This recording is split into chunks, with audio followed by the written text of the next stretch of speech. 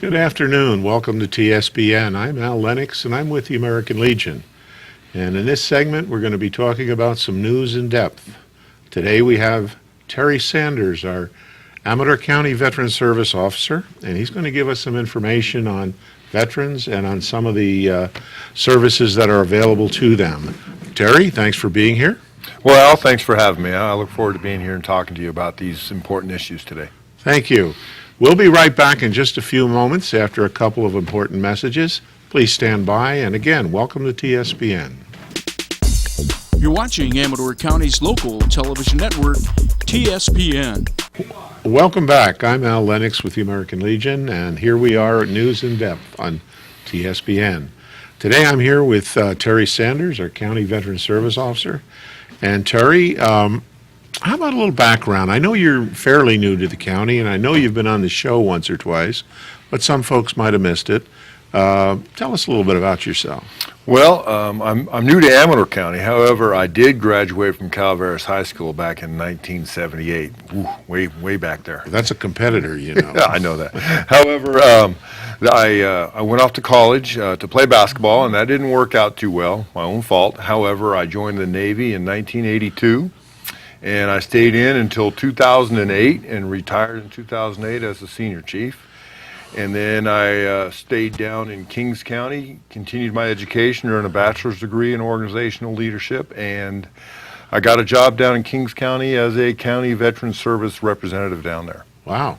So you've had an extensive background in the military, being a senior chief. Just before we get into the CVSO stuff, if you will, what'd you do in the Navy?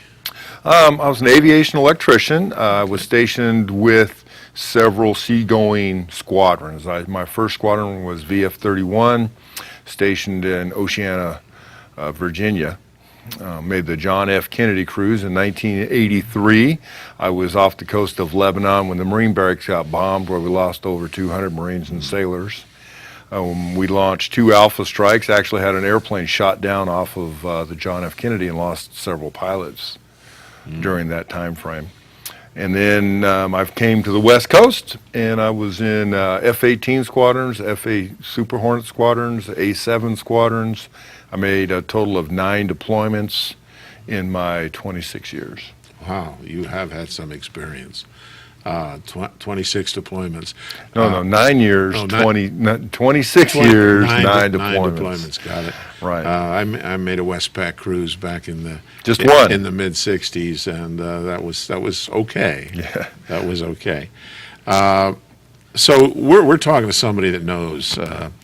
County Veteran Service Officer, very important position, and as you know, it's the county, the Board of Supervisors support it tremendously, and they believe in it, and they believe it's very important, and so do we.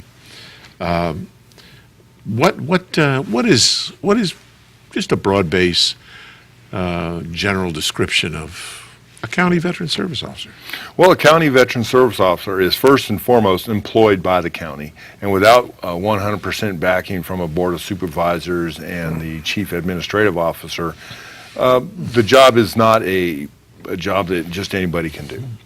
It's important that it's a veteran, and as a county veteran service officer throughout the state, I'm a member of the association. I'm also a member of the National Association of the County Veteran Service Officers. And by being members of these organizations, the state of California pays the county monies that goes into the general fund. Okay. You need to be accredited, don't you? And it's an extensive exam and learning process, and also a great deal of continuing education, isn't it? That's correct. When I first was hired as a representative down in Kings County, I was under the tutelage of a 15-year experienced representative, and for the first 3 months, believe it or not, all I did was read a book. And that CFR is quite extensive, and it's a law book, let me tell you, and it is not fun to read. I had a lot of questions, a lot of unanswered questions, because a lot of it's interpretation of law. However, then when you take the test, it's an open book test, 100 questions, and you can miss 30, which sounds like a lot. However, it's not easy to find everything in that book. So, and the continued education you're talking about, yes, I have to, all CVSOs and VSRs have to maintain 6 continuing education units per year. And it's a requirement for me to go to 3 state conferences every year. And by attending all 3 conferences, I get all my credits for education, and the state of California reimburses the county up to $2,500 for me to attend those conferences. So that's a win-win. It's a win for you. You get your CEs and the updates, and the county gets reimbursed for those expenses. That's correct. That's fabulous, and I hope. Where does the state get the money for that? Well, the state gets it from the national VA, which is a national, and then each state gets allotted X amount of dollars, and then the state puts out $2.6 million right now in the form of subvention funds that's divided up amongst the member counties. Not all counties have a county veteran service officer. And though that money is divvied up based on the workload units that my office does. Okay. What are some of the services that you offer? I would assume that veterans come in that they have tons of questions and nowhere to go and have no idea how to access these things. Right. Well, I'd say close to 70% of the people I talk to, whether they come into the office or it's a phone call, is questions. They don't know what to do. Like you just said, they don't know who to contact. They don't know what benefits are out there for them. And they just want to know. A normal phone call I get is I'm a veteran of World War II, and I've been out for X amount of years, and I've never contacted the VA before. What am I eligible for? That is a normal question I get 2 or 3 times a day.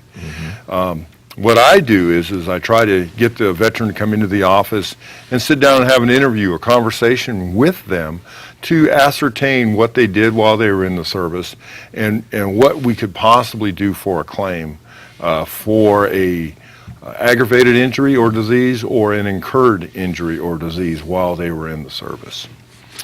So that's very broad-based. It is. And there are a myriad of issues that a veteran can have, not only injury or illness, and a lot of that is subjective, and that has to be adjudicated in a proper manner. And so you need to know what you're doing when you. Well, right, and that's the big thing is as an accredited veteran service officer, I know which road to go down and what is claimable and what is not. And with that, what is claimable, what documents are needed, what paperwork, what proof, what is required in order to substantiate that claim. Because understand that everything a veteran claims, the veteran has to prove. Right. And it's a big deal, it really is. But there's more, I do more than just those types of claims. I also do burial claims, I do pension claims, and pension is based on an income. I also do aid in attendance, homebound or housebound claims, education claims, VA home loan claims. I mean, there's so many other things that I do. We wouldn't have enough time to talk about every little thing that's out there. And so I'd recommend that if you're a veteran out there, that you come into my office or give me a call, and we can sit down and have an interview, and we could talk, and we could decide what would be best for you and your family. How could they best contact you? Well, the best way to contact me is my phone number, which is 267-5764.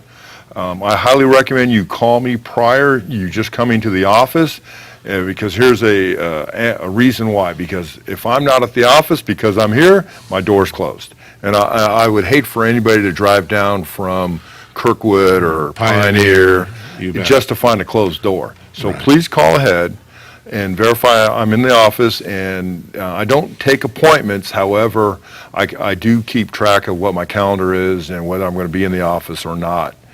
And that way you're not wasting a trip. Sure. Well, we'll be right back, ladies and gentlemen. We'll have more with Terry. And thank you for watching TSPN. And after a few messages, we'll come right back.